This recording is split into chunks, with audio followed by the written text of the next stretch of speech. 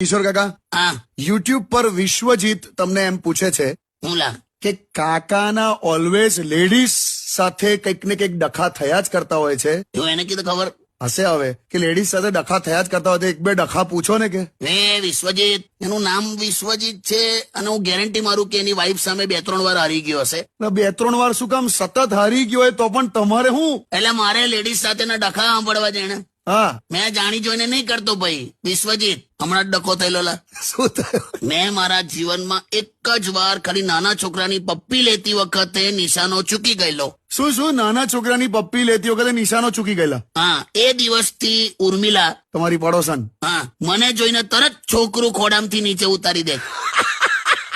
એટલે પપ્પી ચૂકી ગયેલા તે? હા, સમજી ગયો ને તું. પછી તો ડખો થાય જ ને યાર. હું મારો વાંક નતો, છોકરું ખસી ગયેલું લા. સારું, જે હશે તે. અને નાની નાની વાતે ડખા અમુક છે ને